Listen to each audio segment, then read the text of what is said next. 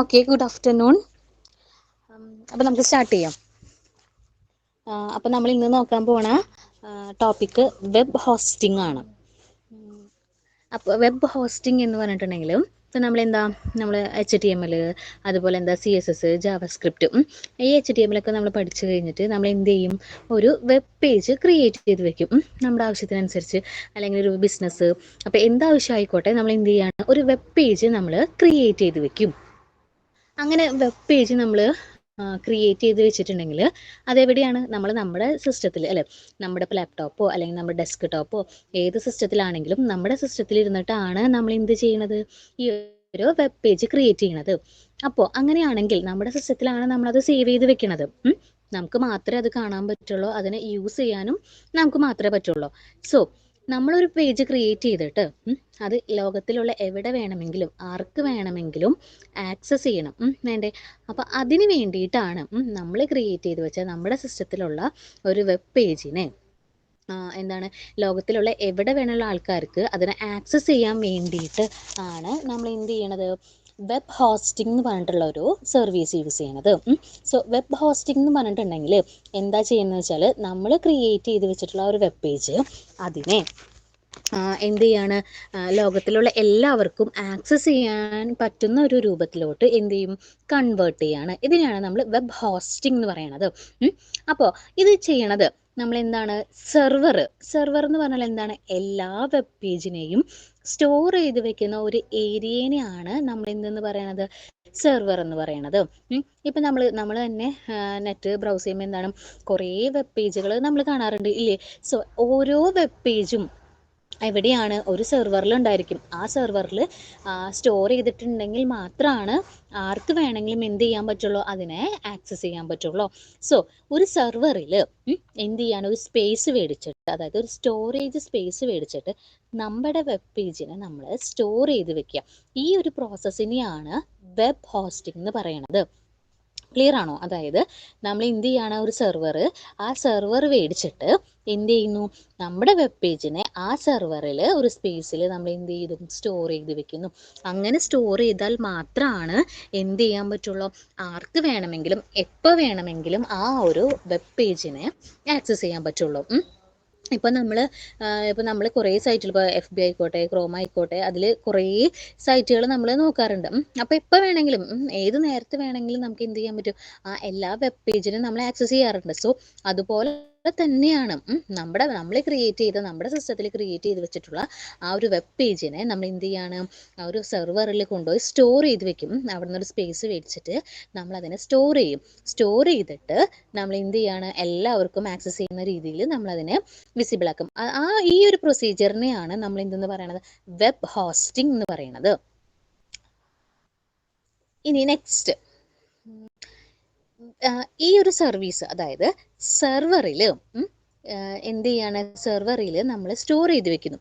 അപ്പോൾ ഈ ഒരു സർവീസ് നമുക്ക് പ്രൊവൈഡ് ചെയ്യും.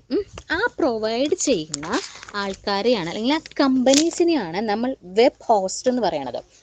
വെബ് ഹോസ്റ്റ് എന്ന് പറഞ്ഞിട്ടുണ്ടെങ്കിൽ ഈ ഒരു സർവീസ്, അതായത് ഒരു സെർവറിൽ സ്റ്റോറേജ് സ്പേസ് തന്നിട്ട് നമ്മുടെ വെബ് പേജിനെ അവിടെ സ്റ്റോർ ചെയ്ത് വെപ്പിക്കും. സോ ഈ ഒരു സർവീസ് പ്രൊവൈഡ് ചെയ്യുന്നവരെയാണ് നമ്മൾ വെബ് ഹോസ്റ്റിംഗ് എന്ന് പറയണത്. അപ്പോൾ വെബ് ഹോസ്റ്റിങ്ങും വെബ് ഹോസ്റ്റും തമ്മിലുള്ള വ്യത്യാസം ക്ലിയർ ആണ്. ഹോസ്റ്റിംഗ് എന്ന് പറഞ്ഞാൽ എന്താണ്, നമ്മൾ സെർവറിൽ സ്പേസ് മേടിച്ചിട്ട് അവിടെ നമ്മുടെ വെബ് പേജിനെ എന്ത് ചെയ്യാണ്, സ്റ്റോർ ചെയ്യുന്നു. ഇനി വെബ് ഹോസ്റ്റ് എന്ന് പറഞ്ഞാൽ എന്താ, ഈ ഒരു സർവീസ് പ്രൊവൈഡ് ചെയ്യുന്ന കമ്പനീസിനെയാണ് നമ്മൾ വെബ് ഹോസ്റ്റ് എന്ന് പറയണത്. ക്ലിയർ അല്ലേ? ഇങ്ങനെ കുറേ കമ്പനീസ് ഉണ്ട്. ഈ ഓരോ കമ്പനീസിനും എന്താണ്, സ്വന്തമായിട്ട് സെർവർ ഉണ്ട്.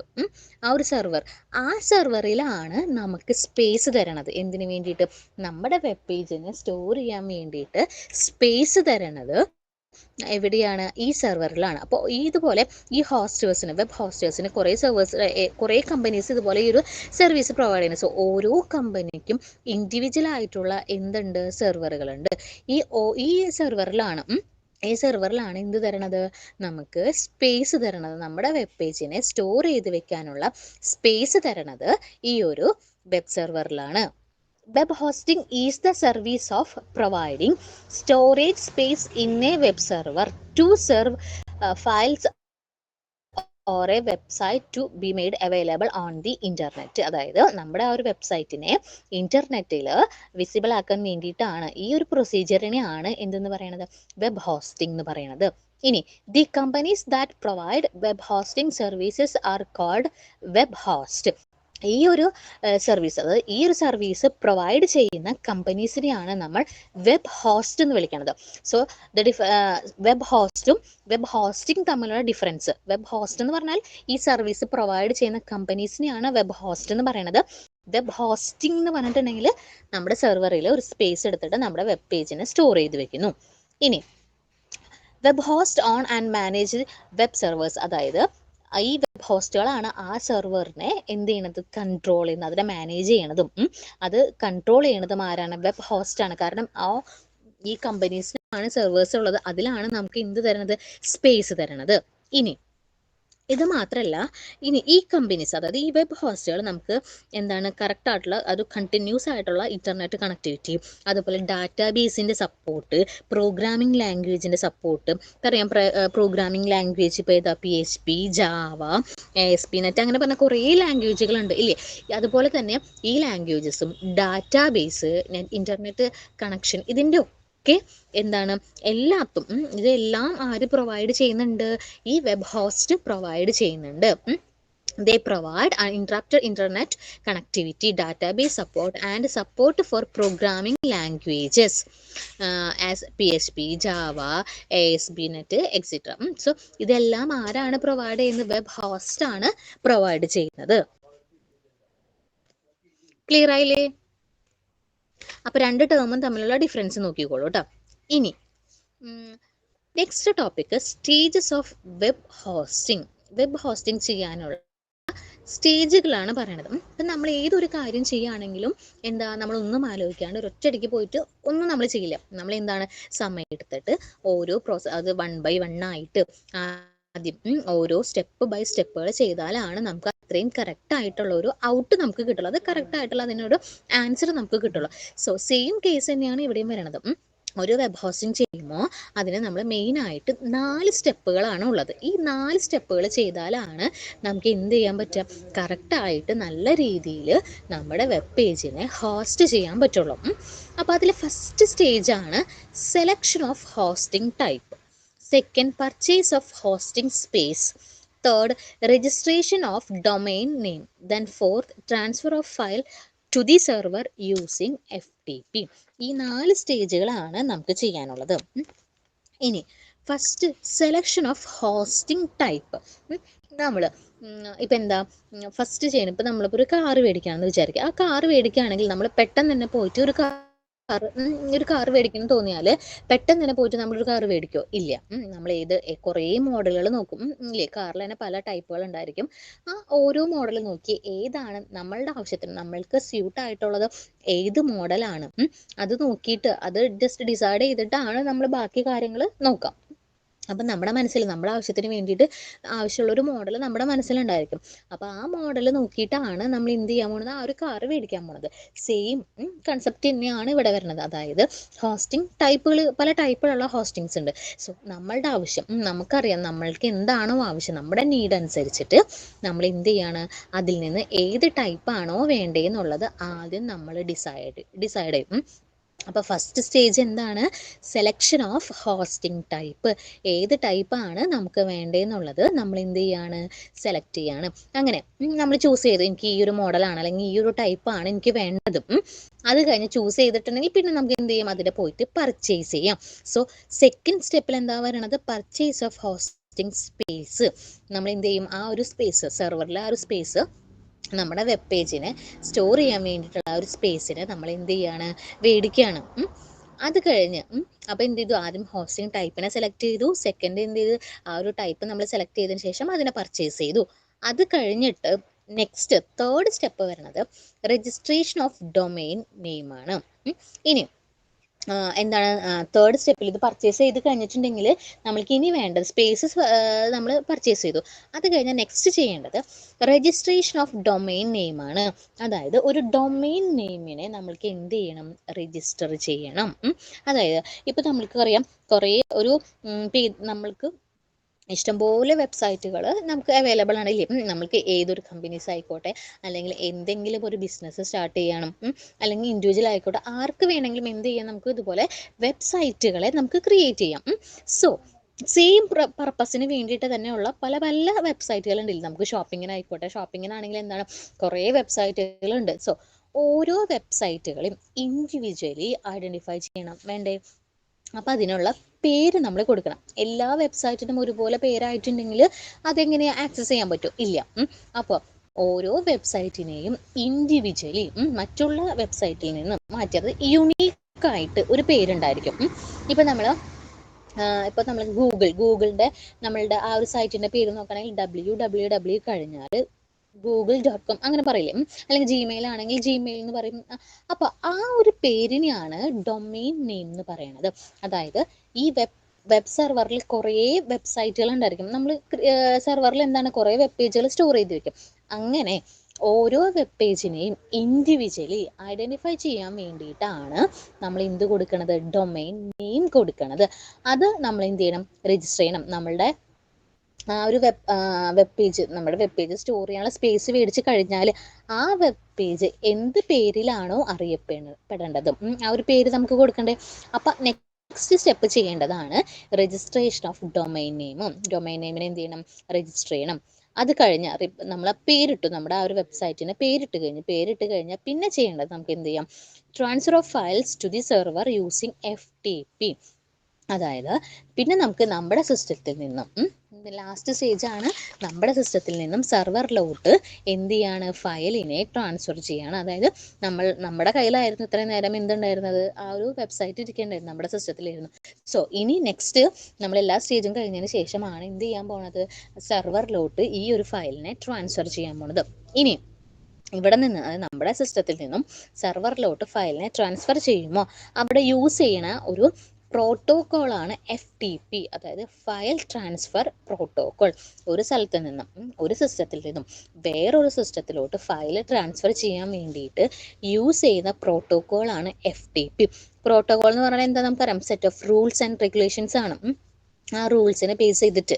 സോ ഈ FTP എന്ന് പറഞ്ഞ പ്രോട്ടോകോൾ യൂസ് ചെയ്തിട്ടാണ് ഇവിടെ എന്ത് ചെയ്യണത്, ഫയലിനെ ട്രാൻസ്ഫർ ചെയ്യുന്നത്. ഫയലിനെ ട്രാൻസ്ഫർ ചെയ്യാന്ന് പറഞ്ഞാൽ നമ്മുടെ വെബ് പേജ് നമ്മൾ ക്രിയേറ്റ് ചെയ്ത് വെച്ചാൽ നമ്മുടെ സിസ്റ്റത്തിലുള്ള വെബ് പേജിനെ സെർവറിലോട്ട് എന്ത് ചെയ്യാണ്, ട്രാൻസ്ഫർ ചെയ്യണം. അപ്പോൾ ഇതാണ് എന്തെന്ന് പറയണത്, സ്റ്റേജസ് ഓഫ് വെബ് ഹോസ്റ്റിംഗ്. ഒരു വെബ് ഹോസ്റ്റിംഗ് ചെയ്യുമ്പോൾ 4 സ്റ്റേജ്. ഫസ്റ്റ് സ്റ്റേജ് എന്ത് ചെയ്യണം, സെലക്ഷൻ ഓഫ് ഹോസ്റ്റിംഗ് ടൈപ്പ്. ഏത് ടൈപ്പാണോ വേണ്ടതെന്ന് വെച്ചാൽ അതിനെ സെലക്ട് ചെയ്യണം. സെക്കൻഡിൽ പർച്ചേസ് ഓഫ് ഹോസ്റ്റിംഗ് സ്പേസ്.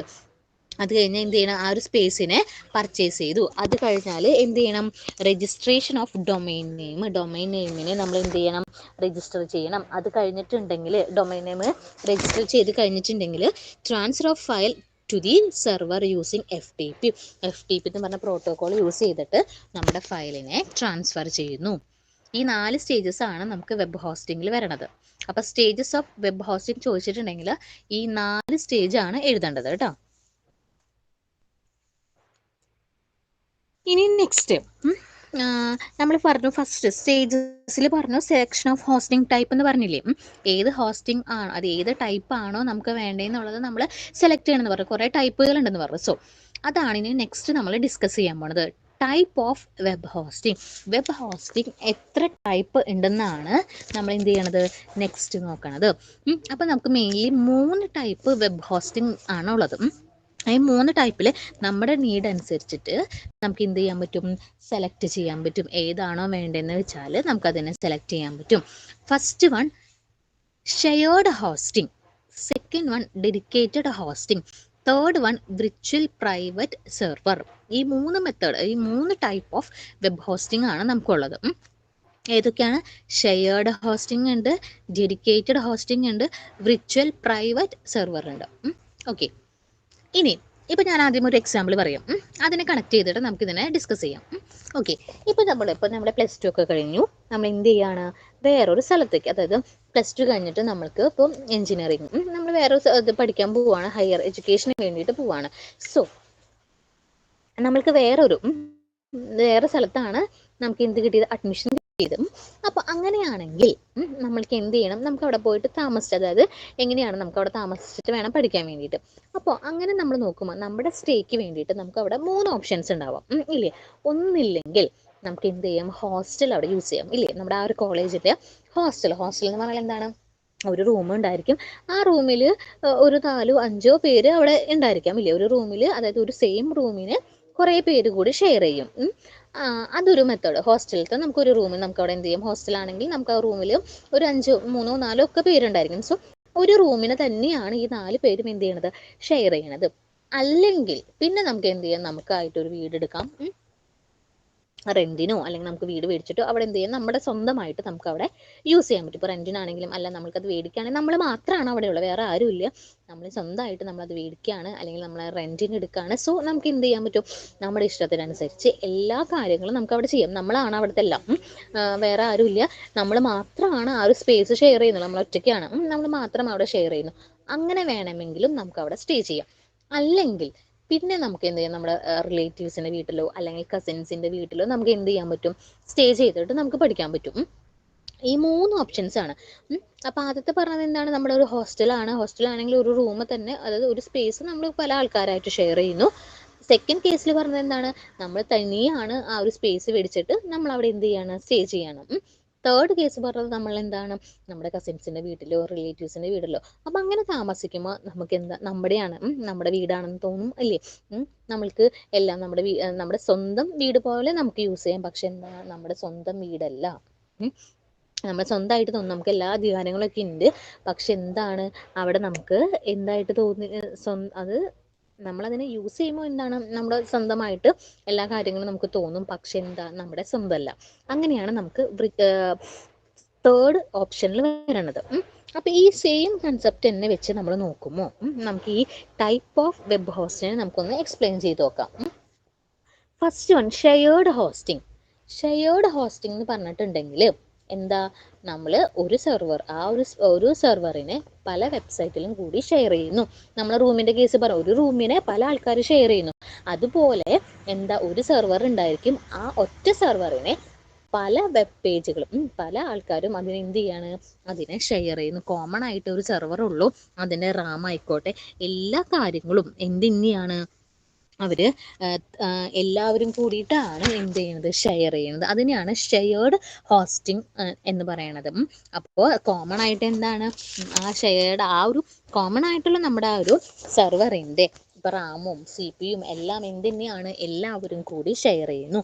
അപ്പോൾ ഒരൊറ്റ സെർവറിൽ കുറേ വെബ് പേജുകളും നമ്മൾ എന്ത് ചെയ്യാണ്, അവരെല്ലാവരും കൂടി ഷെയർ ചെയ്യുകയാണ്. ഇതിനെയാണ് ഷെയർഡ് ഹോസ്റ്റിംഗ് എന്ന് പറയുന്നത്. ഒരു സ്പേസിനെ പല ആൾക്കാരും കൂടിയിട്ട് ഷെയർ ചെയ്യുന്നു. ഇനി ഈ ഒരു കേസ് പറഞ്ഞ നമുക്ക്, അതായത് ഷെയർഡിൽ നമ്മൾ എപ്പോഴാണ് ഇത് യൂസ് ചെയ്യണത്, ഏതൊരു സിറ്റുവേഷൻ ആണെന്ന് വെച്ചാൽ, ചെറിയ വെബ്സൈറ്റിൽ ഇപ്പോൾ ഞാൻ എന്ത് ചെയ്യുന്നു, എനിക്ക് ചെറിയൊരു ഓൺലൈൻ ബിസിനസ് ഞാൻ സ്റ്റാർട്ട് ചെയ്തു. ഇപ്പോൾ ഒരു പ്ലാന്റിൻ്റെയോ അല്ലെങ്കിൽ എന്താണ് കോസ്റ്റ്യൂംസിൻ്റെ എന്തെങ്കിലും ചെറിയൊരു വെബ് പേജാണ് ഞാൻ ക്രിയേറ്റ് ചെയ്തത്, എൻ്റെ ഒരു ബിസിനസ് ആവശ്യത്തിന് വേണ്ടിയിട്ട് ചെറുത്. അങ്ങനെയാണെങ്കിൽ ചെറിയൊരു വെബ്സൈറ്റ് ഒക്കെ ആണെങ്കിൽ നമുക്ക് എന്ത് യൂസ് ചെയ്യാൻ പറ്റും, ഈ ഷെയർഡ് ഹോസ്റ്റിംഗ് യൂസ് ചെയ്യാൻ പറ്റും. അപ്പോൾ അതിനെന്താണ്, നമുക്കതിനെ മെയിനായിട്ട് നമ്മളൊരു ചെറിയൊരു ബിസിനസ്സാണ്, ചെറുതായിട്ട് സ്റ്റാർട്ട് ചെയ്യുന്നത് ആണ്. അപ്പോൾ അങ്ങനെയാണെങ്കിൽ നമുക്ക് എന്ത് ചെയ്യാൻ പറ്റും, ആ ഒരു സെർവറിൽ സ്പേസ് നമുക്ക് ഷെയർ ചെയ്താൽ മതി. സ്വന്തമായിട്ട് നമുക്ക് മേടിക്കേണ്ട കാര്യമൊന്നുമില്ല, നമുക്ക് അതിൽ ചെറിയൊരു സ്പേസ് കിട്ടിയാൽ മതി, അതിന് ഷെയർ ചെയ്താൽ മതി. സോ ഇങ്ങനെ ചെയ്യുമ്പോൾ അവിടുത്തെ ബെനിഫിറ്റ് എന്താണെന്ന് വെച്ചാൽ, അത് മേടിക്കാനുള്ള കോസ്റ്റ് വളരെ കുറവാണ്. ഷെയർഡ് ഹോസ്റ്റിങ്ങിൽ എന്താണ്, ആ ഒരു സ്പേസ് മേടിക്കാനുള്ള ആ ഒരു കോസ്റ്റ് എന്ന് പറഞ്ഞാൽ വളരെ ചെറുതാണ്. അത് മാത്രമല്ല, ഈസി ആയിട്ട് നമുക്ക് എന്ത് ചെയ്യാൻ പറ്റും, യൂസ് ചെയ്യാനും പറ്റും. അപ്പോൾ ഇതിൻ്റെ മെയിൻ ആയിട്ടുള്ള ബെനിഫിറ്റ് എന്ന് പറഞ്ഞിട്ടുണ്ടെങ്കിൽ ചീപ്പറാണ് ആൻഡ് ഈസി ടു യൂസ് ആണ്. വളരെ കുറഞ്ഞ കോസ്റ്റിൽ നമുക്കതിനെ മേടിക്കാനും പറ്റും, അതുപോലെ ഈസി ആയിട്ട് അതിനെ എന്ത് ചെയ്യാനും പറ്റും, യൂസ് ചെയ്യാനും പറ്റും. അപ്പം നമ്മൾ ചെറിയൊരു വെബ്സൈറ്റുകൾ യൂസ് ചെയ്യുകയാണെങ്കിൽ നമുക്ക് ഏത് ടൈപ്പ് സെലക്ട് ചെയ്യാം, ഷെയർഡ് ഹോസ്റ്റിംഗ് എന്ന് പറഞ്ഞാൽ എന്താണ്, ഒരു സെർവറിനെ പല വെബ്സൈറ്റുകളും, അത് പലരും എന്ത് തന്നെയാണ്, ഒരു കോമൺ ആയിട്ടുള്ള ഒരൊറ്റ സെർവറാണ്. ഈ ഒരൊറ്റ സെർവറിനെ പല ആൾക്കാരും കൂടിയിട്ട് എന്ത് ചെയ്യാണ്, യൂസ് ചെയ്യാണ്. ഇതിനെയാണ് ഷെയർഡ് ഹോസ്റ്റിംഗ്. അതായത് ഒരു റൂമിനെ പല ആൾക്കാരും കൂടിയിട്ട് എന്ത് ചെയ്യാണ്, ഷെയർ ചെയ്യുന്നു. സെയിം കൺസെപ്റ്റ് തന്നെയാണ്. ഇനി next dedicated hosting. Dedicated hosting എന്ന് പറഞ്ഞിട്ടുണ്ടെങ്കിൽ ഇത് നമ്മൾ സെക്കൻഡ് കേസ് പറഞ്ഞാൽ നമ്മളൊരു വീട് റെൻറ്റിന് എടുക്കുന്നു, അല്ലെങ്കിൽ അത് മേടിക്കുന്നു, എന്നിട്ട് നമ്മൾ തനിയെ താമസിക്കുന്നു. ആ ഒരു സെയിം കൺസെപ്റ്റ്. അതായത് നമ്മൾ സെർവറിനെ എന്താണ് സ്വന്തമായിട്ട് ഇങ്ങോട്ട് മേടിക്കുകയാണ്. ആ സെർവർ നമുക്ക് മാത്രമുള്ളതാണ്, വേറെ ആരും അതിനെ ഷെയർ ചെയ്യാൻ വരുന്നില്ല, ഒരു കാര്യം വേറെ ആരും ചെയ്യുന്നില്ല. നമ്മൾ മാത്രം, നമ്മളാണ് അതിൻ്റെ ഓണർ, നമ്മളാണ് അതിനെ കൺട്രോൾ ചെയ്യുന്നത്. ആ സെർവറിൻ്റെ ഫുൾ കൺട്രോൾ നമ്മുടെ കയ്യിലാണ്. അതിനെയാണ് നമ്മൾ ഡെഡിക്കേറ്റഡ് ഹോസ്റ്റിംഗ് എന്ന് പറയുന്നത്. അതായത് സ്വന്തമായിട്ട് നമ്മൾ എന്ത് ചെയ്യണം, ആ സെർവറിനെ നമ്മൾ പൈസ കൊടുത്തിട്ട് നമ്മുടെ ആവശ്യത്തിന് വേണ്ടിയിട്ട് മാത്രം നമ്മൾ മേടിക്കുകയാണ്. ഇത് യൂസ് ചെയ്യണത് എപ്പോഴാന്ന് വെച്ചാൽ വളരെ, അതായത് വലിയൊരു ബിസിനസ്സുകാരൊക്കെ ആണെങ്കിലും, വലിയൊരു ഓർഗനൈസേഷൻ അല്ലെങ്കിൽ വലിയൊരു ബിസിനസ്സിൻ്റെ ആവശ്യത്തിനൊക്കെ വേണ്ടിയിട്ടാണ്, നല്ല വലിയൊരു വെബ്സൈറ്റൊക്കെ ആണെങ്കിൽ നമുക്ക് എന്ത് ചെയ്യാൻ പറ്റും, ഈ ഡെഡിക്കേറ്റഡ് ഹോസ്റ്റിംഗ് യൂസ് ചെയ്യാൻ പറ്റും. അത് മുഴുവനായിട്ട് ആ സെർവറിന് നമ്മൾ അങ്ങോട്ട് മേടിച്ചിട്ട് നമ്മൾ തന്നെ ഫുള്ള് കൺട്രോള് ഇതിന് കൊടുക്കുകയാണ്. ഇതിനെയാണ് നമ്മൾ ഡെഡിക്കേറ്റഡ് ഹോസ്റ്റിംഗ് എന്ന് പറയുന്നത്. ഇനി നെക്സ്റ്റ് വിർച്വൽ പ്രൈവറ്റ് സെർവർ. അതെന്താ നമ്മൾ പറഞ്ഞത്, ഇപ്പം നമ്മൾ ഒരു റിലേറ്റീവിൻ്റെ വീട്ടിൽ പോയി താമസിക്കുന്നു, നമ്മുടെ അടുത്ത റിലേറ്റീവാണെന്ന് വിചാരിക്കാം. അപ്പോൾ അങ്ങനെയാണെങ്കിൽ റിലേറ്റീവിൻ്റെ വീട്ടിൽ പോയി താമസിക്കുമ്പോൾ നമ്മുടെ വീടായിട്ട് തന്നെ നമുക്ക് തോന്നും, നമുക്ക് എല്ലാ അധികാരങ്ങളും എല്ലാം ഉണ്ട്. പക്ഷെ എന്താ, ആ വീട് നമ്മുടെ സ്വന്തമല്ല. അപ്പം അതുപോലെ തന്നെ ഈ വിർച്വൽ പ്രൈവറ്റ് സെർവറിൽ എന്ത് നമുക്ക് സ്വന്തമായിട്ട് തോന്നും. അതായത് ശരിക്കും പറയുകയാണെങ്കിൽ ഈ സെർവറിനെ, വിർച്വൽ പ്രൈവറ്റ് സെർവറിനെ എന്താ കുറേ ആൾക്കാർ കൂടിയിട്ട് ഷെയർ ചെയ്യുന്നുണ്ട്. പക്ഷേ അത് നമുക്ക് അറിയില്ല. നമ്മൾക്ക് സ്വന്തമായിട്ട് നമ്മൾ എന്താണ്, നമുക്ക് കിട്ടിയതുപോലെയാണ് നമുക്കത് തോന്നാം. ഇനി ഇവിടെ മെയിൻ ആയിട്ട് ചെയ്യുന്നത് വിർച്വലൈസേഷൻ ടെക്നോളജി യൂസ് ചെയ്തിട്ട് ആ ഒരു സെർവറിനെ പല പല ഭാഗങ്ങളായിട്ട്, പല സെർവറുകളായിട്ട് ഡിവൈഡ് ചെയ്യുന്നു. അതായത് വിർച്വലൈസേഷൻ ടെക്നോളജി യൂസ് ചെയ്തിട്ട് ഒരു സെർവറിനെ, ഒരൊറ്റ സെർവർ, ആ സെർവറിനെ പല പോർഷൻസ് അല്ലെങ്കിൽ അതിനെ പാർട്ടീഷൻ ചെയ്യണം. അങ്ങനെ പാർട്ടീഷൻ ചെയ്തിട്ട്, ഇങ്ങനെ പാർട്ടീഷൻ ചെയ്യുന്ന ഓരോ സെർവറിനെയാണ് നമുക്ക് എന്ത് ചെയ്യണത്, നമുക്ക് സ്റ്റോറേജ് സ്പേസ് ആയിട്ട് അവർക്ക് തരണത്. സോ ഒരു സെർവറിനെ എന്ത് ചെയ്യാണ്, പാർട്ടീഷൻ ചെയ്യാണ്. അങ്ങനെ പാർട്ടീഷൻ ചെയ്യുമ്പോൾ എന്താണ്, അത് ഇൻഡിപെൻഡൻ്റ് ആയിട്ട് വർക്ക് ചെയ്യും. ഇങ്ങനെ പാർട്ടീഷൻ ചെയ്യുന്ന ഓരോ സെർവറിനെയും ആണ് നമ്മൾ എന്തിന് തുല്യമാണ്, ഡെഡിക്കേറ്റഡിന് തുല്യമാണ് അല്ലേ. ഒരു വലിയൊരു സെർവറിനെ എന്താണ് അവിടെ ചെയ്തത്, വിർച്വലൈസേഷൻ ടെക്നോളജി യൂസ് ചെയ്തിട്ട് ആ ഒരു സെർവറിനെ നമ്മൾ പാർട്ടീഷൻ ചെയ്തു. അങ്ങനെ പാർട്ടീഷൻ ചെയ്ത് കിട്ടുന്ന സെർവറുകൾ ഉണ്ടല്ലോ, അത് എന്തിന് ഈക്വലാ, ഡെഡിക്കേറ്റഡ് ഹോസ്റ്റിംഗ്, അതായത് ഡെഡിക്കേറ്റഡിന് ഈക്വലാണ്. കാരണം എന്താ, ഡെഡിക്കേറ്റഡ് സെർവറിൽ എന്താ, നമുക്ക് സ്വന്തമായിട്ട് നമുക്ക് കിട്ടും സെർവർ. അപ്പം അതുപോലെ ഇങ്ങനെ പാർട്ടീഷൻ ചെയ്ത് കിട്ടുന്ന ഓരോ സെർവറും എന്താണ്, ഡെഡിക്കേറ്റഡ് സെർവറിന് ഈക്വലാണ്. നമ്മൾക്ക് ആ പാർട്ടീഷൻ ചെയ്ത് കിട്ടിയ ആ ഒരു സ്പേസ് ഉണ്ടല്ലോ, അതിൻ്റെ ഫുൾ കൺട്രോളും ആർക്കാണ്, നമുക്കാണ്. ഇനി ഈ ഒരു ടൈപ്പ് യൂസ് ചെയ്യും, ഈ ഒരു ടൈപ്പ് സെർവർ യൂസ് ചെയ്യുന്നത് കൊണ്ടുള്ള ബെനിഫിറ്റ് എന്ന് പറഞ്ഞിട്ടുണ്ടെങ്കിൽ ഇവിടെ വളരെ കോസ്റ്റ് കുറവാണ്. അതായത് നമുക്ക് കോസ്റ്റ് കുറവിൽ നമുക്ക് യൂസ് ചെയ്യാൻ പറ്റും. അത് നമ്മൾ ഡെഡിക്കേറ്റഡ് ഷെയറിങ്ങിൽ നമ്മൾ പറഞ്ഞു വളരെ കോസ്റ്റ് കൂടുതലാന്ന് പറഞ്ഞു, നമ്മൾ സ്വന്തമായിട്ട് സെർവർ മേടിക്കുമ്പോൾ വളരെ കോസ്റ്റ് കൂടുതലാന്ന് പറഞ്ഞു. പക്ഷേ ഈ ഒരു വിർച്വൽ പ്രൈവറ്റ് സെർവർ യൂസ് ചെയ്യുകയാണെങ്കിൽ എന്താണ്, അവിടെ നമുക്ക് നമ്മൾ സ്വന്തമായിട്ട് മേടിച്ചതല്ല, പക്ഷെ നമുക്ക് സ്വന്തമായി മേടിച്ച ഒരു ഫീലാണ് നമുക്ക് കിട്ടുക. നമ്മൾക്ക് ആ ഒരു സെർവറിനെ പാർട്ടീഷൻ ചെയ്ത് കിട്ടില്ലേ, ആ പാർട്ടീഷൻ ചെയ്ത് കിട്ടുമ്പോൾ എന്താ, നമുക്ക് അതിൻ്റെ ഫുൾ കൺട്രോളും, അതായത് നമ്മൾ ആ ഒരു ഡെഡിക്കേറ്റഡ് പറഞ്ഞില്ലേ, ആ ഒരു സെയിം ആയിട്ടാണ് ഇവിടെ. അതായത് നമുക്ക് പാർട്ടീഷൻ ചെയ്ത് കിട്ടുന്ന ആ ഒരു സ്പേസിനെ നമുക്ക് സ്വന്തമായിട്ട് ഇൻഡിപെൻഡൻ്റ് ആയിട്ട് നമുക്ക് എന്ത് ചെയ്യാൻ പറ്റും, വർക്ക് ചെയ്യാം. ഇതാണ് വിർച്വൽ പ്രൈവറ്റ് സെർവർ. അപ്പം 3 ടൈപ്പാണ്. ഷെയർഡ് ഹോസ്റ്റിംഗ് എന്ന് പറഞ്ഞാൽ എന്താണ്, ഒരു സ്പേസിനെ പല ആൾക്കാരും കൂടി ഷെയർ ചെയ്യുന്നു. ഡെഡിക്കേറ്റഡ് ഹോസ്റ്റിംഗ് എന്ന് പറഞ്ഞാൽ എന്താ, ഒരൊറ്റ റൂമാണെങ്കിൽ അതിലെ ഒരാൾ മാത്രമായിട്ടും, അതായത് ഷെയർ ചെയ്യില്ലേ, നമ്മൾ തനിയൊരു സെർവർ മേടിച്ചിട്ട് അതിൻ്റെ എല്ലാ കൺട്രോളും നമ്മൾ ചെയ്യുന്നു. ഇനി വിർച്വൽ പ്രൈവറ്റ് സെർവർ ആണെങ്കിൽ എന്താണ്, നമ്മൾ ആ ഒരു സെർവറിനെ, ഒരു സെർവർ ഉണ്ടായിരിക്കും, അതിനെ പാർട്ടീഷൻ ചെയ്തിട്ട് പല പാർട്ടീഷൻ ചെയ്യുന്നു. പാർട്ടീഷൻ ചെയ്ത് കിട്ടുന്ന ഓരോ സെർവറും എന്താ, ഇൻഡിപെൻഡൻ്റ് ആയിട്ട് വർക്ക് ചെയ്യുന്നു. ഇതാണ് 3 ടൈപ്പ് വെബ് ഹോസ്റ്റിംഗ് വരണത്. ഷെയർഡ് ഹോസ്റ്റിംഗ് വരുന്നുണ്ട്, ഡെഡിക്കേറ്റഡ് ഹോസ്റ്റിംഗ് വരുന്നുണ്ട്, വിർച്വൽ പ്രൈവറ്റ് സെർവർ വരുന്നുണ്ട്. ഇനി ഈ വെബ് ഹോസ്റ്റ് എന്ന് പറയുന്നത് നമ്മൾ കമ്പനീസ് ഈ ഗോഡാഡി എന്ന് പറഞ്ഞ ഒരു വെബ്സൈറ്റ് ഉണ്ട്. അതൊക്കെ എന്താണ് ഈ ഒരു സർവീസ് പ്രൊവൈഡ് ചെയ്യുന്ന വെബ് ഹോസ്റ്റുകളാണ് കേട്ടോ. അപ്പോൾ ഈ മൂന്നും ക്ലിയർ ആയില്ലേ? ഇനി നോക്കിയേ, ഷെയർഡ് ഹോസ്റ്റിങ്ങിൻ്റെ ആ ഒരു ഡെഫിനേഷൻ ഒന്ന് നോക്കാം. Mainly different websites R stored on single web server and they shared resources like Ram and CPU. അതായത് എന്താണ്, ഒരു സിംഗിൾ ആയിട്ടുള്ള ഒരു ഒറ്റ സെർവർ ആയിരിക്കും, അതിനെ പല വെബ്സൈറ്റിലും കൂടിയിട്ട് ഷെയർ ചെയ്യുന്നു. അതിൻ്റെ ഇപ്പോൾ CPU ആയിക്കോട്ടെ, റാം ആയിക്കോട്ടെ, എല്ലാ റിസോഴ്സസും എല്ലാവരും കൂടി എന്ത് ചെയ്യാണ്, ഷെയർ ചെയ്യാണ്. It is suitable for small website that have less traffic. അതായത് നമുക്ക് ചെറിയൊരു വെബ്സൈറ്റ് ആണ്, ചെറിയൊരു ആവശ്യത്തിന് വേണ്ടിയിട്ടുള്ള ഒരു 2-3 പേജൊക്കെയുള്ള ചെറിയൊരു വെബ്സൈറ്റ് ആണെങ്കിൽ നമുക്കിത് സ്യൂട്ടബിൾ ആണ്. ഇനി shared servers are cheaper and easy to use. അതായത് എന്താണ്, കോസ്റ്റും കുറവാണ്, അതുപോലെ തന്നെ ഈസി ആയിട്ട് യൂസ് ചെയ്യാനും പറ്റും ഷെയർഡ് ഹോസ്റ്റിംഗ്.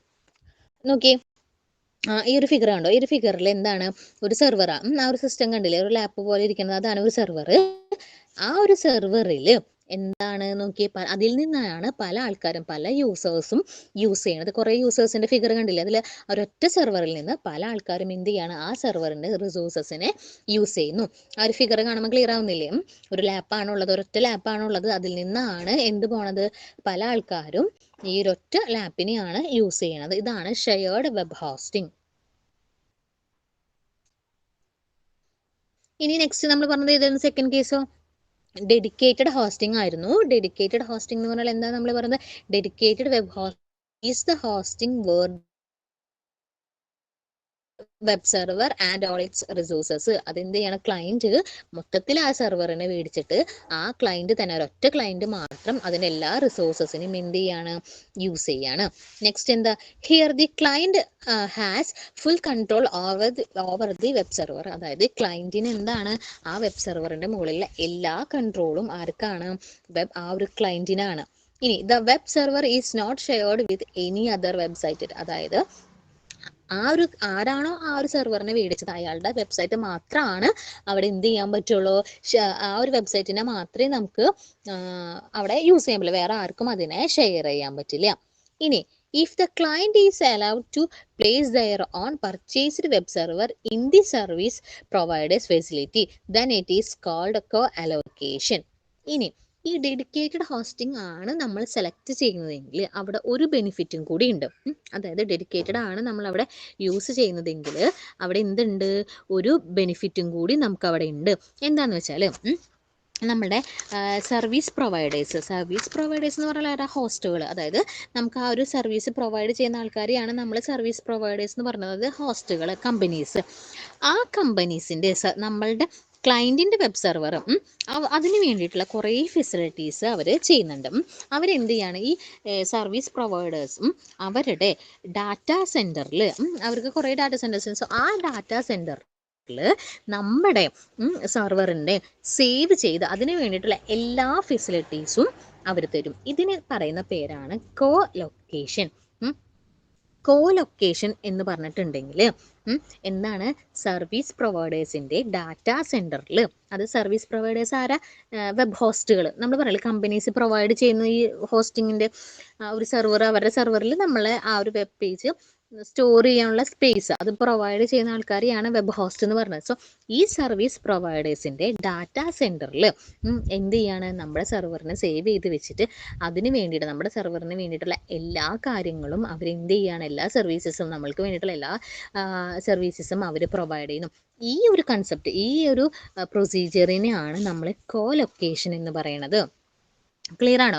സർവീസ് പ്രൊവൈഡേഴ്സിൻ്റെ ഡാറ്റാ സെൻറ്ററിൽ നമ്മുടെ സെർവറിനെ സേവ് ചെയ്തിട്ട് നമ്മുടെ സെർവറിന് വേണ്ടിയിട്ടുള്ള എല്ലാ കാര്യങ്ങളും സേവനങ്ങളും അവരെന്ത് ചെയ്യാണ്, ചെയ്തു തരുന്നു. ഇതിനെയാണ് കോ ലൊക്കേഷൻ എന്ന് പറയുന്നത്. ക്ലിയർ അല്ലേ? Dedicated hosting.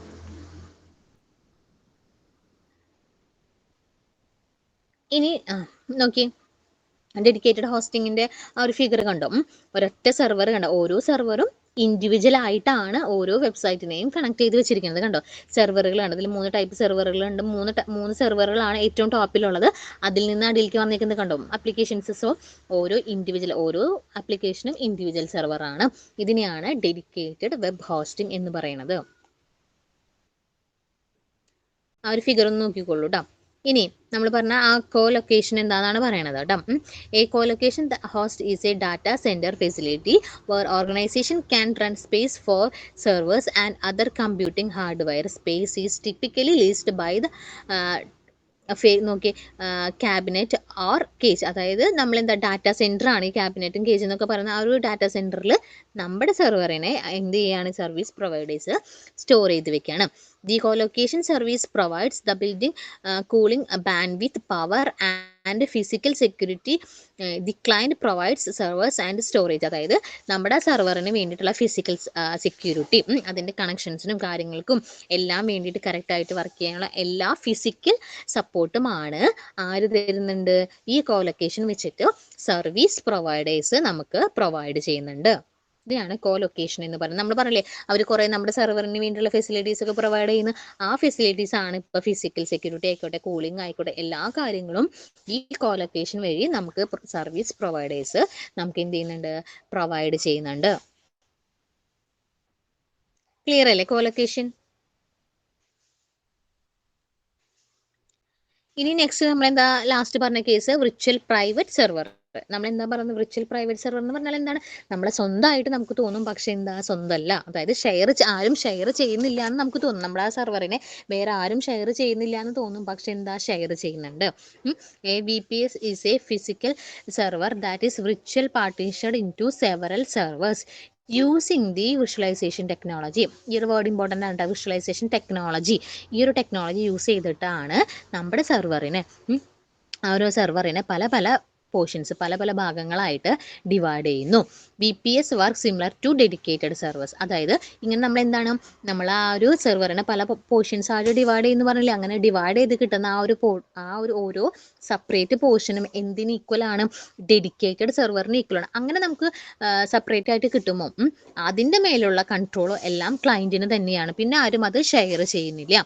VPS provides almost the same services at a lesser cost and that of dedicated hosting. അതായത് നമുക്ക് എന്താ ഡെഡിക്കേറ്റഡ് ഹോസ്റ്റിനേക്കാളും അത്രയും എന്താണ് ലെസ്സായിട്ട് അല്ലെങ്കിൽ അത്രയും ചീപ്പായിട്ട് നമുക്ക് അതിൻ്റെ കോസ്റ്റിംഗ് കിട്ടും. പിന്നെ even though if it is shared V P S works on fully independent web server. അതായത് നമ്മൾ ശരിക്കും ഒറിജിനൽ നമ്മൾ പറയുകയാണെങ്കിൽ എന്താണ്, അതിന് നമ്മൾ ആ ഒരു സെർവറിനെ പലരും ഷെയർ ചെയ്യുന്നുണ്ട്, പക്ഷെ നമുക്കത് അറിയില്ല. അങ്ങനെ ആ ഒരു പാർട്ടീഷൻ ചെയ്ത ഓരോ സെർവറും ഇൻഡിപെൻഡൻ്റ് ആയിട്ടാണ് എന്ത് ചെയ്യണത്, വർക്ക് ചെയ്യണത്. നമ്മുടെ ഡെഡിക്കേറ്റഡ് പോലെ ഓരോന്നും സെപ്പറേറ്റ് ആയിട്ട് ക്ലയൻറ്റിൻ്റെ താല്പര്യം അനുസരിച്ചിട്ടാണ് എന്ത് ചെയ്യണത്, വർക്ക് ചെയ്യുന്നത്. ഇതിനെയാണ് വിർച്വൽ പ്രൈവറ്റ് സെർവർ എന്ന് പറയുന്നത്. ഇതിന് നോട്ട് ചെയ്യേണ്ട പോയിന്റ് ആണ് വിർച്വലൈസേഷൻ ടെക്നോളജി. ഈ ടെക്നോളജി യൂസ് ചെയ്തിട്ടാണ് സെർവറിനെ പല പല ഭാഗങ്ങളായിട്ട് ഡിവൈഡ് ചെയ്തിട്ട് തരണത്. ക്ലിയർ അല്ലേ? നോക്കിയേ, കണ്ടോ ഒരു മെയിൻ സെർവർ, മെയിൻ ആയിട്ടുള്ള ഒരു സെർവർ ഉണ്ട്. ഇതിനെ പല സെർവറായിട്ട് കണ്ടോ, പല വി പി എസ് ആയിട്ട് ഡിവൈഡ് ചെയ്ത് വെച്ചിരിക്കുകയാണ്. മെയിൻ സെർവർ ഉണ്ട്, ഈ മെയിൻ സെർവറിനാണ് പല പല ഭാഗങ്ങളായിട്ട് സ്പ്ലിറ്റ് ചെയ്ത് വെച്ചിരിക്കുന്നത്. എന്നിട്ട് അതിൽ ഓരോ ഭാഗങ്ങളും ഓരോരുത്തർക്കായിട്ട് നമ്മൾ എന്ത് ചെയ്യാണ്, ഷെയർ ചെയ്ത് കൊടുക്കുകയാണ്. അപ്പോൾ ആ ഓരോ ഡിഫറെൻ്റ് ആയിട്ട് ഓരോ സെപ്പറേറ്റ് ആയിട്ട് നമ്മൾ ഷെയർ ചെയ്യുന്ന ഓരോ സെർവറും ആ ക്ലയൻറ്റിന് സ്വന്തമായിട്ട് അവരുടെ അനുസരിച്ചിട്ട് അതിനെ കൺട്രോൾ ചെയ്യാൻ പറ്റും.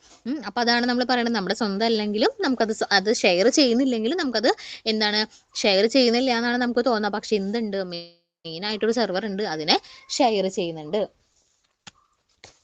ക്ലിയർ അല്ലേ? ആ ഒരു ഫിഗർ നോക്കിക്കോളൂ കേട്ടോ ഒന്ന്.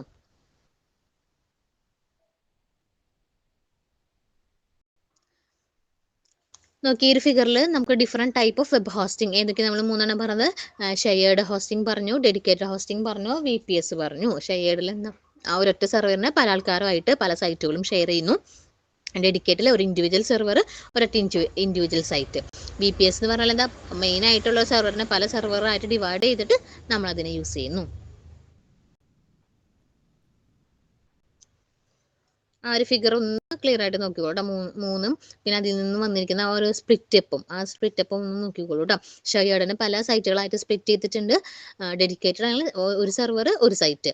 ഇനി VPS ആണെങ്കിൽ പല പല സെർവറുകളുണ്ട്, മുകളിൽ 6 സെർവർ ഉണ്ട്. അതിൽ നിന്ന് നമുക്ക് ഓരോരുത്തർക്കും ഓരോ വെബ്സൈറ്റുകൾ ചൂസ് ചെയ്യാം.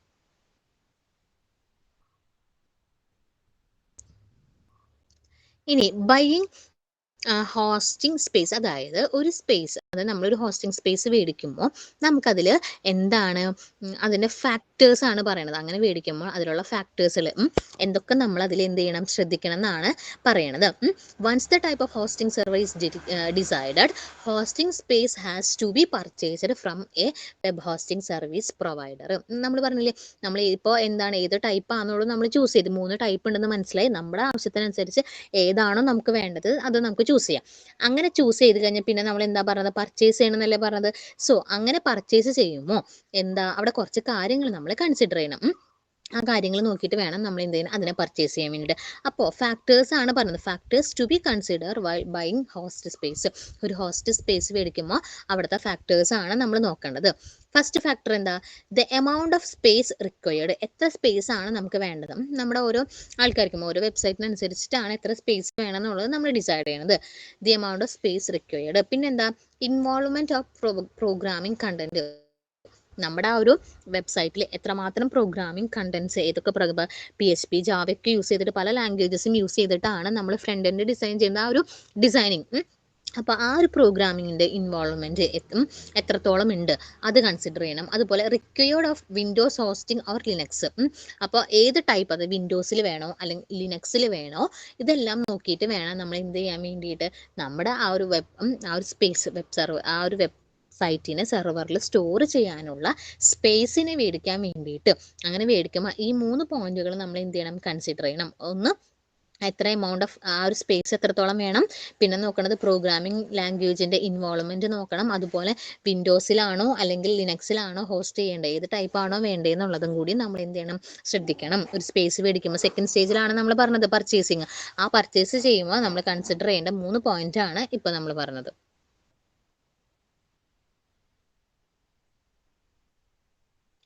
ഇനി നെക്സ്റ്റ് നമ്മൾ പറഞ്ഞു, നമ്മൾ ആ സ്റ്റേജിൽ പറഞ്ഞിട്ടുണ്ടായിരുന്നു, പർച്ചേസ് ചെയ്ത് കഴിഞ്ഞിട്ടുണ്ടെങ്കിൽ പിന്നെ നമുക്ക് എന്ത് ചെയ്യാം, ഡൊമൈൻ നെയിം രജിസ്ട്രേഷൻ, അതായത് ആ ഒരു ഡൊമൈൻ്റെ പേര്, ഡൊമൈൻ നെയിം നമ്മൾ രജിസ്റ്റർ ചെയ്യണമെന്ന് പറഞ്ഞു ഇല്ലേ. ഡൊമൈൻ നെയിം എന്ന് പറഞ്ഞാൽ എന്താണ്, നമ്മുടെ ഓരോ വെബ്സൈറ്റിനെയും നമ്മൾ എന്താണ് സെർവറിൽ ഇൻഡിവിജ്വലി അല്ലെങ്കിൽ യുണീക്കലി ഐഡൻറ്റിഫൈ ചെയ്യാൻ വേണ്ടിയിട്ടാണ് ഡൊമൈൻ നെയിം.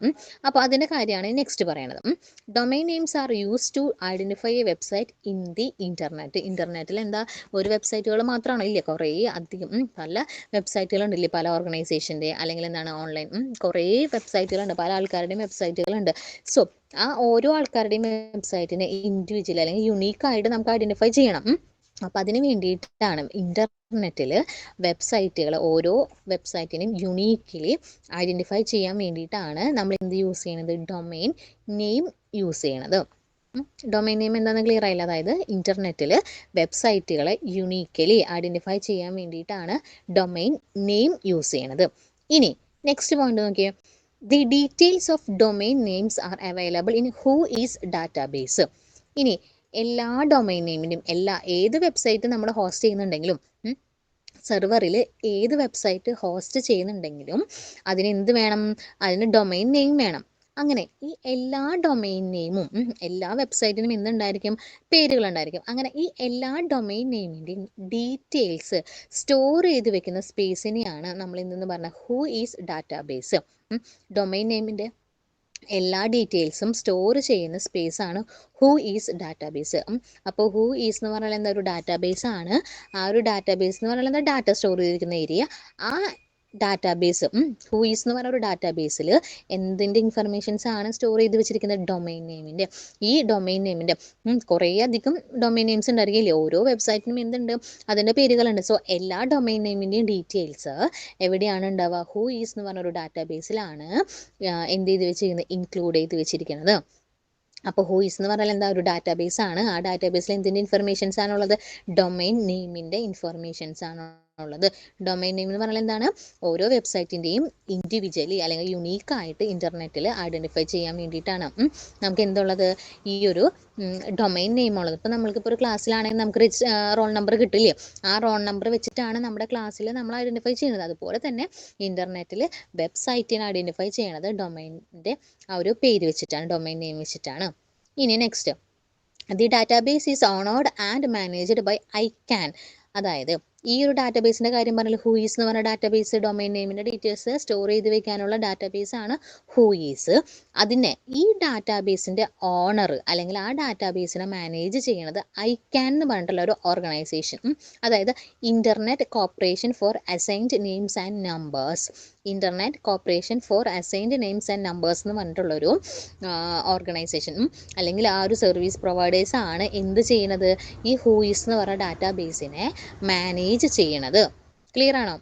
ഹൂയിസ് എന്ന് പറഞ്ഞ ഡാറ്റാബേസിനെ ആരാണ് മാനേജ് ചെയ്യുന്നത്? ICANN, അതായത് internet corporation four assigned names and numbers. ഇവരാണ് ആരെ ഐക്യാൻ എന്ന് പറഞ്ഞ സർവീസ് പ്രൊവൈഡേഴ്സ് ആണ് ഹൂയിസ് എന്ന് പറഞ്ഞ ഡാറ്റാബേസിനെ കൺട്രോൾ ചെയ്യുന്നത് അല്ലെങ്കിൽ അതിൻ്റെ ഓണർ. ഹൂയിസ് എന്ന് പറഞ്ഞ ഡാറ്റാബേസ് എന്തിനു വേണ്ടിയിട്ടാണ്? ഡൊമൈൻ നെയിമുകളുടെ ഡീറ്റെയിൽസ് സ്റ്റോർ ചെയ്യാൻ വേണ്ടിയിട്ട്. ഡൊമൈൻ നെയിം എന്ന് പറഞ്ഞാൽ എന്താണ്? നമ്മുടെ ഇൻ്റർനെറ്റിൽ വെബ്സൈറ്റുകളെ യുണീക്കലി ഐഡൻറ്റിഫൈ ചെയ്യാൻ വേണ്ടിയിട്ട്. അപ്പോൾ ഇതിൽ നമ്മൾ 3 പോയിന്റ് പറഞ്ഞു. ഡൊമൈൻ നെയിം എന്താണെന്ന് പറഞ്ഞു, അതുപോലെ ഹൂയിസ് എന്ന് പറഞ്ഞ ഡാറ്റാബേസ് എന്താണെന്ന് പറഞ്ഞു, അതുപോലെ ഐക്യാൻ എന്താണെന്ന് പറഞ്ഞു. ഐക്യാൻ എന്ന് പറഞ്ഞാൽ internet corporation for assign names and numbers. ഇനി domain name has to be connected to the IP address of the web server where the web page are stored. ഇനി നെക്സ്റ്റ് പറയണത്, നമ്മൾ ഇപ്പോൾ എന്താണ് ഓരോ സെർവറിലാണ് നമ്മൾ എന്ത് ചെയ്ത് വെക്കുന്നത്, നമ്മുടെ വെബ് പേജുകൾ സ്റ്റോർ ചെയ്ത് വെക്കുന്നത്. സോ ഈ വെബ് സെർവർ ഏത് സിസ്റ്റമായിട്ടാണോ കണക്ട് ചെയ്തിരിക്കുന്നത് അത് നമ്മൾക്ക് അറിയണം. അതായത് ഒരു വെബ് പേജ് ഈ ഒരു സെർവർ ഏത് സിസ്റ്റത്തിലാണ് ഈ ഒരു സെർവർ ഉള്ളതെന്നുള്ളത് നമുക്കറിയണം. അപ്പോൾ IP അഡ്രസ്സ് ഫസ്റ്റ് ഈ ഒരു പോയിന്റ് നോക്കാം. IP അഡ്രസ്സ് എന്ന് പറഞ്ഞാൽ സിസ്റ്റം, അതായത് കമ്പ്യൂട്ടറുകളെ യുണീക്കലി ഐഡൻറ്റിഫൈ ചെയ്യാണ്. നേരത്തെ നമ്മൾ പറഞ്ഞു ഇൻ്റർനെറ്റിൽ വെബ്സൈറ്റിനെ യുണീക്കലി ഐഡൻറ്റിഫൈ ചെയ്യണത് എന്താണ്, നമ്മൾ ഡൊമൈൻ നെയിം വെച്ചിട്ടാണ്. അതുപോലെ കമ്പ്യൂട്ടറിനെ സിസ്റ്റത്തിനെ യുണീക്കലി ഐഡൻറ്റിഫൈ ചെയ്യാൻ വേണ്ടിയിട്ട് യൂസ് ചെയ്യണതാണ് IP അഡ്രസ്സ്. ഈ നമ്പർ വെച്ചിട്ടാണ് ഓരോ സിസ്റ്റത്തിനെയും എന്ത് ചെയ്യണത്, യുണീക്കലി ഐഡൻറ്റിഫൈ ചെയ്യണത്. സോ ഇവിടെ എന്തുണ്ട്, നമ്മളെ ഒരു ഡൊമൈൻ നെയിം ആ ഒരു ഡൊമൈൻ നമുക്ക് കൊടുക്കുമ്പോൾ എന്തും കൂടി നമ്മളവിടെ ശ്രദ്ധിക്കണം, ആ ഒരു സെർവർ ഏത് സിസ്റ്റമായിട്ടാണോ കണക്ട് ചെയ്ത് വെച്ചിരിക്കുന്നത്.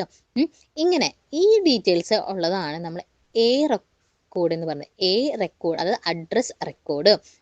എന്താണ് അഡ്രസ് റെക്കോർഡ്? ഈ അഡ്രസ് റെക്കോർഡിൽ എന്തിനു വേണ്ടിയിട്ട് അഡ്രസ് റെക്കോർഡ് യൂസ് ചെയ്യണത്? Store the IP addresses connected to a domain name. അതായത് ഏത് പേര് ഏത് വെബ്സൈറ്റ് ഏത് സെർവറിൻ്റെ സിസ്റ്റത്തിലാണ് ഏത് സിസ്റ്റമായിട്ടാണോ കണക്ട് ചെയ്തിരിക്കുന്നത് അതറിയാൻ വേണ്ടിയിട്ടാണ് നമ്മൾ എന്ത് യൂസ് ചെയ്യുന്നത്, ഈ റെക്കോർഡ്. അപ്പോൾ ഇതിൻ്റെ ഉള്ളിൽ റെക്കോർഡ് എന്ന് പറഞ്ഞ ഒരു ഡാറ്റാബേസിൽ എന്താണുള്ളത്, ഈ ഒരു ഡൊമൈൻ നെയിം ഏത് സിസ്റ്റമായിട്ടാണ് കണക്ട് ചെയ്ത് വെച്ചിരിക്കുന്നത്. അപ്പോൾ IP അഡ്രസ് എന്ന് പറയുന്നത് എന്താ, സിസ്റ്റത്തിനെ ഓരോ സിസ്റ്റത്തിനെയും ഇൻഡിവിജ്വലി അറിയാൻ വേണ്ടിയിട്ട്. ഇൻ്റർനെറ്റിൽ കുറേ സിസ്റ്റംസ് ഉണ്ടായിരിക്കും, അപ്പോൾ ഓരോ സിസ്റ്റത്തിനെയും യുണീക്കലി അറിയാൻ വേണ്ടിയിട്ടാണ് IP അഡ്രസ്സ്. ഈ IP അഡ്രസ്സിൻ്റെ ഡീറ്റെയിൽസ് ആണ് ഇതിലുള്ളത് റെക്കോർഡ് എന്ന് പറഞ്ഞാൽ അഡ്രസ് റെക്കോർഡ്. ക്ലിയർ അല്ലേ? അപ്പോൾ റെക്കോർഡ് എന്താണ് IP അഡ്രസ്സ് സ്റ്റോർ ചെയ്ത് വെക്കാനുള്ള ഏരിയ ആണ് റെക്കോർഡ്. IP അഡ്രസ്സ് എന്ന് പറഞ്ഞാൽ എന്താ, സിസ്റ്റത്തിനെ യുണീക്കലി ഐഡൻറ്റിഫൈ ചെയ്യാൻ വേണ്ടിയിട്ട്. ഇപ്പോൾ എക്സാമ്പിളായിട്ട് ഇത്രയും ആലോചിച്ചാൽ മതി. നമ്മുടെ ക്ലാസ് റൂമിൽ കുറേ സ്റ്റുഡൻസ് ഉണ്ടായിരിക്കും. അപ്പോൾ എന്തുണ്ടായിരിക്കും, നമ്മൾ ഓരോരുത്തരും ടീച്ചേഴ്സിനെ ഇൻഡിവിജ്വലി അറിയണ്ടേ. അങ്ങനെ അറിയണമെങ്കിൽ ഓരോരുത്തർക്കും റോൾ നമ്പർ വേണം. പേരുകൾ ചിലപ്പോൾ റിപ്പീറ്റേഷൻ ഉണ്ടായിരിക്കും ഇല്ലേ. അപ്പോൾ നമ്മൾ റോൾ നമ്പർ വെച്ചിട്ട് ഓരോരുത്തരും ഐഡൻറ്റിഫൈ ചെയ്യും. അതുപോലെ തന്നെയാണ് ഇവിടെ IP അഡ്രസ്സ് എന്ന് പറഞ്ഞാൽ. ഇൻ്റർനെറ്റിൽ കുറേ സിസ്റ്റംസ് ഉണ്ടായിരിക്കും, ഓരോ സിസ്റ്റത്തിനും യുണീക്കലി അറിയണം. അതിന് വേണ്ടിയിട്ട് IP അഡ്രസ്സ്. അതുപോലെ തന്നെയാണ് എന്ത് വരണത്, ഡൊമൈൻ നെയിം എന്തിനു വേണ്ടിയിട്ടാണ്, ഇൻ്റർനെറ്റിൽ വെബ്സൈറ്റിനെ യുണീക്കലി ഐഡൻറ്റിഫൈ ചെയ്യാൻ വേണ്ടിയിട്ട് ഡൊമൈൻ നെയിമും ഇൻ്റർനെറ്റിലെ സിസ്റ്റങ്ങളെ യുണീക്കലി ഐഡൻറ്റിഫൈ ചെയ്യാൻ വേണ്ടിയിട്ട് IP അഡ്രസ്സും.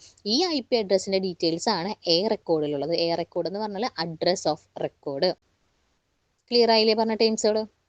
ഇനി നെക്സ്റ്റ് നമ്മൾ പറഞ്ഞത് എന്താണ്, ഇത്രയും കഴിഞ്ഞു. അത് കഴിഞ്ഞിട്ടുണ്ടെങ്കിൽ നമ്മൾ ലാസ്റ്റ് പോയിന്റ് നമ്മൾ എന്താ പറഞ്ഞത്, നമ്മൾക്കതിനെ ട്രാൻസ്ഫർ ചെയ്യാമെന്ന് പറഞ്ഞു. ഡൊമൈൻ നെയിം രജിസ്റ്റർ ഒക്കെ ചെയ്ത് കഴിഞ്ഞാൽ പിന്നത്തെ സ്റ്റേജാണ് നമ്മൾ പറഞ്ഞത്, നമ്മുടെ ഡെസ്ക്ടോപ്പിൽ നമ്മുടെ സിസ്റ്റത്തിലുള്ള വെബ്സൈറ്റിനെ നമ്മൾ സെർവറിലേക്ക് ട്രാൻസ്ഫർ ചെയ്യണം. അതെന്ത് യൂസ് ചെയ്തിട്ടാണ്, FTP എന്ന് പറഞ്ഞിട്ടുള്ളൊരു പ്രോട്ടോകോൾ യൂസ് ചെയ്തിട്ടാണ്. ആ FTP എന്താണെന്നാണ് ഇവിടെ പറയണത്. FTP is used to transfer files from one computer to another on the internet. അതായത് ഒരു കമ്പ്യൂട്ടറിൽ നിന്നും വേറൊരു കമ്പ്യൂട്ടർ അല്ലെങ്കിൽ ഒരു സ്ഥലത്തു നിന്നും വേറൊരു സ്ഥലത്തോട്ട് ഒരു ഫയലിനെ ട്രാൻസ്ഫർ ചെയ്യുകയാണ് ഇൻ്റർനെറ്റിൽ. അതിനെയാണ് FTP എന്ന് പറയുന്നത്. FTP client software. FTP എന്ന് പറഞ്ഞാൽ ഫയൽ ട്രാൻസ്ഫർ പ്രോട്ടോകോൾ എന്നാണ്. സോ ഇതിൻ്റെ സോഫ്റ്റ്വെയർസ് ആണ് ഇനി പറയണത്. അതായത് FTP എന്തിനു വേണ്ടിയിട്ട് യൂസ് ചെയ്യുന്നത്? ഈ ഒരു പ്രോട്ടോകോൾ ഒരു സിസ്റ്റത്തിൽ നിന്നും വേറൊരു സിസ്റ്റത്തിലോട്ട്, നമ്മുടെ ഒരു ഫയലിനെ നമ്മൾ വേറൊരു സ്ഥലത്തോട്ട് ട്രാൻസ്ഫർ ചെയ്യാൻ വേണ്ടിയിട്ടാണ് FTP യൂസ് ചെയ്യണത്. ഈ FTP യൂസ് ചെയ്തിട്ടാണ് നമ്മൾ എന്ത് ചെയ്യണത്? നമ്മുടെ വെബ്സൈറ്റിനെ സെർവറിലോട്ട് ട്രാൻസ്ഫർ ചെയ്യണത്. ഇതാണ് നമ്മുടെ ലാസ്റ്റ് സ്റ്റേജ്. ഇനി next free hosting. Free hosting provides web hosting services free of charge. അതായത് ഫ്രീ ഹോസ്റ്റിംഗ് എന്താ? ഹോസ്റ്റിംഗ് എന്താണെന്ന് നമ്മൾ പറഞ്ഞു. നമ്മൾ അത് പേ ചെയ്തിട്ട് വേണം, പൈസ കൊടുത്തിട്ട് വേണം നമ്മൾ എന്ത് ചെയ്യാൻ വേണ്ടിയിട്ട് നമ്മളെ ഒരു സെർവറിൽ സ്പേസ് മേടിക്കാൻ. ഇനി അങ്ങനെയല്ലാണ്ട് നമുക്ക് ഫ്രീ ആയിട്ട് നമുക്ക് കോസ്റ്റ് ഒന്നും കൊടുക്കാണ്ട് നമുക്ക് സെർവറിൽ എന്തുണ്ടായിരിക്കും? ഒരു സ്പേസ് കിട്ടും. അതിനെയാണ് ഫ്രീ ഹോസ്റ്റിംഗ് എന്ന് പറയുന്നത്. നമ്മൾ എന്ത് ചെയ്യേണ്ട? അവിടെ പൈസ അടയ്ക്കേണ്ട. നമുക്ക് അങ്ങനെ ഈ ഫ്രീ ഹോസ്റ്റിംഗ് പ്രൊവൈഡ് ചെയ്യുന്ന കുറച്ച് സർവീസ് പ്രൊവൈഡേഴ്സ് ഉണ്ട്. അതായത് ഗൂഗിൾ സൈറ്റ്, യോല എന്നൊക്കെ പറയുന്ന കുറച്ച് സൈറ്റുകളുണ്ട്. ഇവരെന്താ ചെയ്യുന്നത്?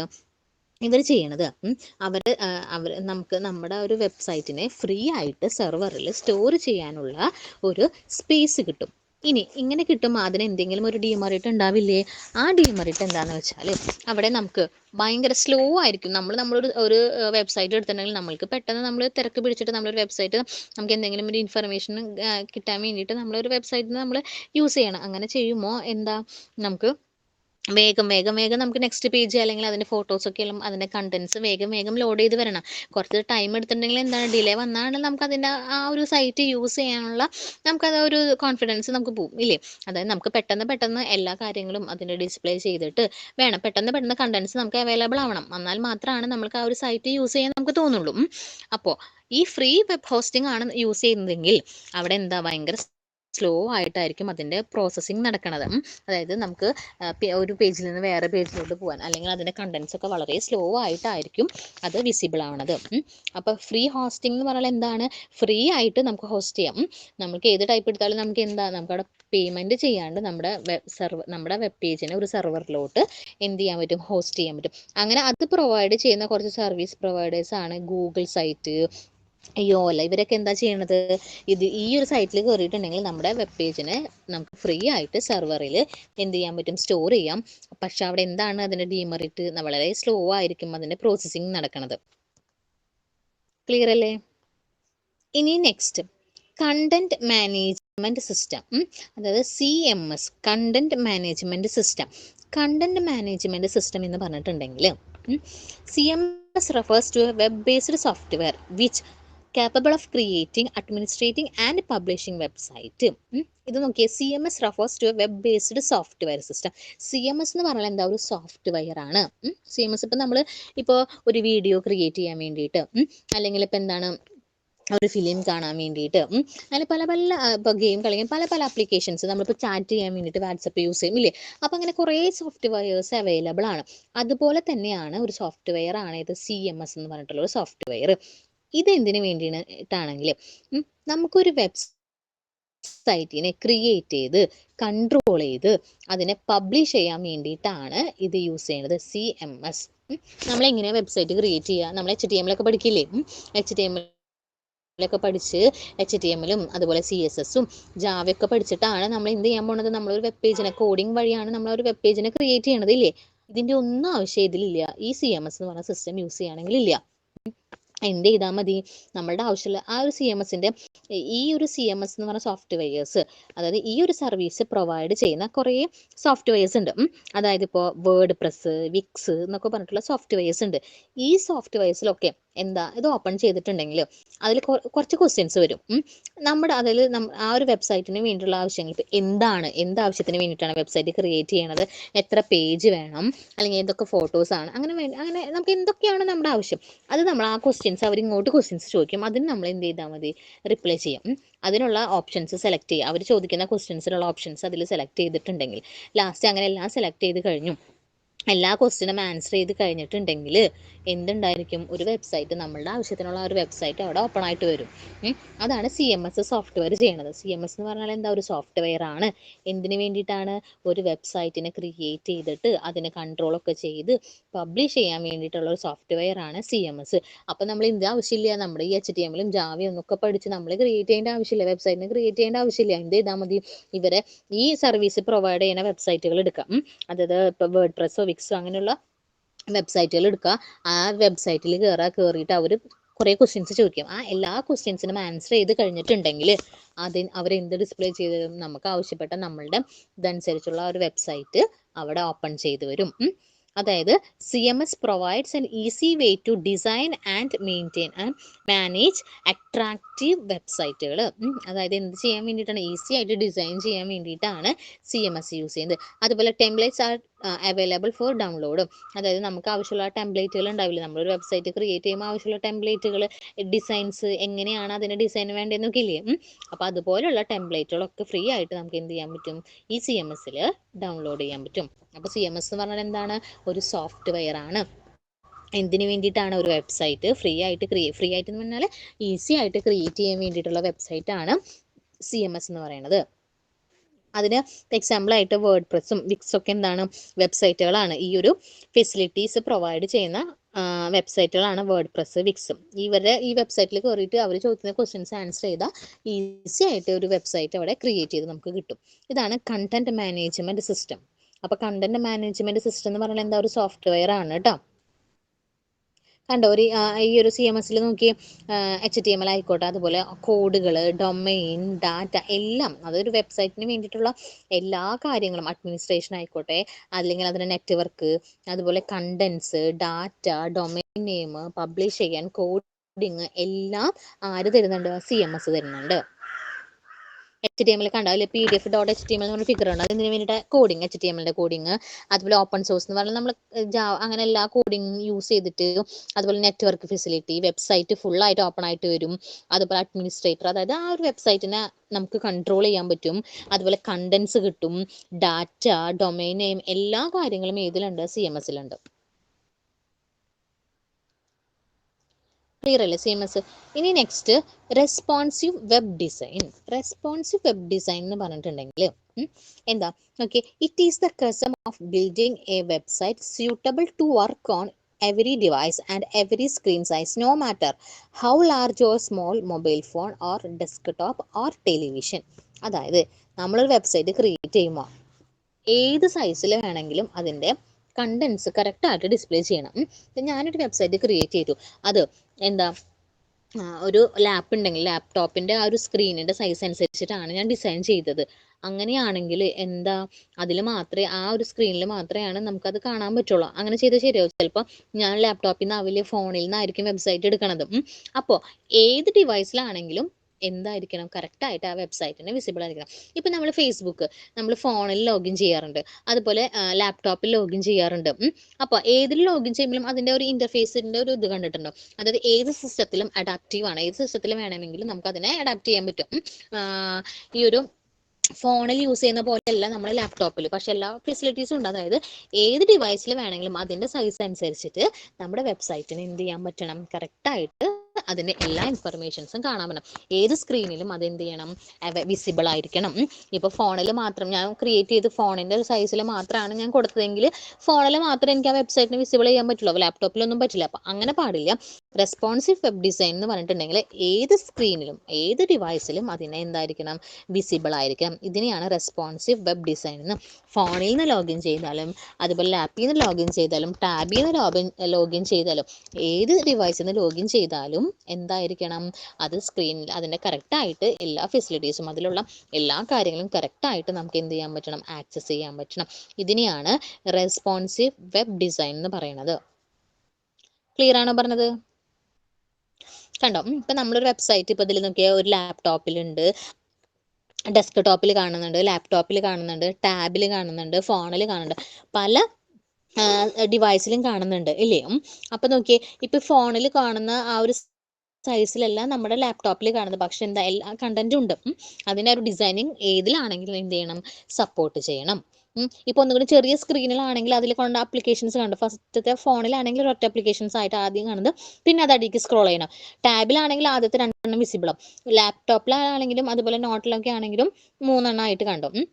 അപ്പോൾ ഓരോ ഡിവൈസ് അനുസരിച്ചിട്ട് നമുക്കത് കറക്റ്റായിട്ട് എന്ത് ചെയ്യണം, എല്ലാ ഡിവൈസിലും നമ്മുടെ വെബ്സൈറ്റ് എല്ലാ കണ്ടന്റും എന്തായിരിക്കണം, വിസിബിൾ ആയിരിക്കണം. ഇതാണ് റെസ്പോൺസീവ് വെബ് ഡിസൈൻ എന്ന് പറയുന്നത്. ക്ലിയർ ആണോ പറഞ്ഞത്? അപ്പോൾ എന്തൊക്കെയാണ് നമ്മൾ പറഞ്ഞത്? വെബ് ഹോസ്റ്റിംഗ് ആണ് മെയിനായിട്ട് നമ്മൾ പറഞ്ഞത്. വെബ് ഹോസ്റ്റിംഗ് എന്ന് പറഞ്ഞാൽ നമ്മൾ എന്താ പറഞ്ഞത്? വെബ് ഹോസ്റ്റിംഗ് എന്ന് പറഞ്ഞാൽ എന്താണ്? നമ്മൾ ക്രിയേറ്റ് ചെയ്ത് വെച്ച നമ്മുടെ സൈറ്റിനെ നമ്മൾ എന്ത് ചെയ്യാണ്, അവിടെ നമ്മുടെ സെർവറിൽ ഒരു സ്പേസ് മേടിച്ചിട്ട് സ്റ്റോർ ചെയ്യണം. അങ്ങനെ ചെയ്താൽ മാത്രമാണ് എല്ലാവർക്കും നമ്മുടെ വെബ്സൈറ്റിനെ വിസിബിൾ ചെയ്യാൻ, അത് ആക്സസ് ചെയ്യാൻ പറ്റുള്ളൂ. ഇനിയിപ്പോൾ അതങ്ങനെ ചെയ്യണമെങ്കിൽ കുറച്ച് സ്റ്റേജുകൾ പറഞ്ഞു. അതുപോലെ വെബ് ഹോസ്റ്റിംഗ് ടൈപ്പുകളുണ്ട്. പിന്നെ അതുപോലെ പിന്നെന്താ നമ്മൾ പറഞ്ഞത്? അതുപോലെ FTP, അത് ഇമ്പോർട്ടൻ്റ് ആണ് കേട്ടോ. FTP എന്ന് പറഞ്ഞാൽ എന്താണ്? ഒരു പ്രോട്ടോകോളാണ്. ഒരു സിസ്റ്റത്തിൽ നിന്നും വേറൊരു സിസ്റ്റത്തിലോട്ട് ഫയലിനെ ട്രാൻസ്ഫർ ചെയ്യാനുള്ള പ്രോട്ടോകോളാണ് FTP എന്ന് പറഞ്ഞു. അതുപോലെ പിന്നെ ഒരു ടേമാണ് വിഷ്വലൈസേഷൻ ടെക്നോളജി. ഈ ടെക്നോളജി യൂസ് ചെയ്തിട്ടാണ് ഒരു സെർവറിനെ പല സെർവറായിട്ട് സ്പ്ലിറ്റ് ചെയ്യണത്. അതുപോലെ ഡൊമൈൻ നെയിം രജിസ്ട്രേഷൻ പറഞ്ഞു. പിന്നെ പറഞ്ഞത് നോക്കി, ഫ്രീ ഹോസ്റ്റിംഗ് എന്ന് പറഞ്ഞാൽ എന്താ? നമുക്ക് പേയ്മെന്റ് ചെയ്യാണ്ട് നമ്മുടെ വെബ്സൈറ്റിനെ നമ്മൾ എന്താണ് സെർവറിൽ കൊണ്ടുപോയി സ്റ്റോർ ചെയ്യുന്നു. പിന്നെ അതുപോലെ CMS ഇമ്പോർട്ടൻ്റ് ആണ് കേട്ടോ. അതായത് എന്താ? ഒരു സോഫ്റ്റ്വെയർ ആണ്. 1 വേർഡ് ആയിട്ട് ചോദിക്കും. CMS എന്ന് പറഞ്ഞാൽ എന്താ? സോഫ്റ്റ്വെയർ ആണ്. അത് ഡിവൈസും കാര്യങ്ങളൊന്നും ഒരു സോഫ്റ്റ്വെയർ ആണ്. എന്തിനു വേണ്ടിയിട്ടാണ്? നമുക്ക് ഈസി ആയിട്ട് ഒരു വെബ്സൈറ്റിനെ ക്രിയേറ്റ് ചെയ്യാനുള്ള സോഫ്റ്റ്വെയർ ആണ് CMS. അതുപോലെ റെസ്പോൺസീവ് വെബ് ഡിസൈൻ എന്ന് പറഞ്ഞാൽ എന്താ നോക്കേണ്ടത്? ഏത് ഡിവൈസിലാണെങ്കിലും നമ്മുടെ വെബ്സൈറ്റ് കറക്റ്റായിട്ട് എന്ത് ചെയ്യണം, വിസിബിൾ ആയിരിക്കണം. ഇത്രയുമാണ് മെയിൻ ആയിട്ടുള്ളത് പറയേണ്ടത്. ആ വെബ് ഹോസ്റ്റിംഗ് ടൈപ്പുകൾ നോക്കിക്കോളൂ കേട്ടോ. അത് ഇമ്പോർട്ടൻ്റ് ആണ്. 3 ടൈപ്പുകളും ചോദിക്കും. അതുപോലെ 4 സ്റ്റേജുകളും. ഇത്രയുമാണ് ഈ ഒരു ചാപ്റ്ററിൽ പഠിക്കാനുള്ളത്. വെബ് ഹോസ്റ്റിംഗ് എന്താന്ന് പഠിക്കണം. ആരാണ് വെബ് ഹോസ്റ്റ് എന്ന് പഠിക്കണം. 4 സ്റ്റേജ് പഠിക്കണം. 3 ടൈപ്പ് വെബ് ഹോസ്റ്റിംഗ് ഉണ്ട്. അതുപോലെ FTP എന്താന്ന് പറയുക, CMS എന്താന്ന് പറയുക, റെസ്പോൺസീവ് ഡിസൈൻ എന്താന്ന് പറയുക. ഇത്രയൊക്കെയാണ് മെയിനായിട്ട് ഇതിൻ്റെ ഉള്ളിൽ പഠിക്കാനുള്ളത് കേട്ടോ, വെബ് ഹോസ്റ്റിംഗ് എന്ന് പറഞ്ഞിട്ടുള്ള ചാപ്റ്ററിൽ. ക്ലിയർ അല്ലേ പറഞ്ഞത്? ഞാൻ ആർക്കെങ്കിലും എന്തെങ്കിലും ഡൗട്ട് ഉണ്ടോ? എന്തെങ്കിലും ഡൗട്ട് ഉണ്ടെങ്കിൽ ചോദിച്ചോളൂ കേട്ടോ.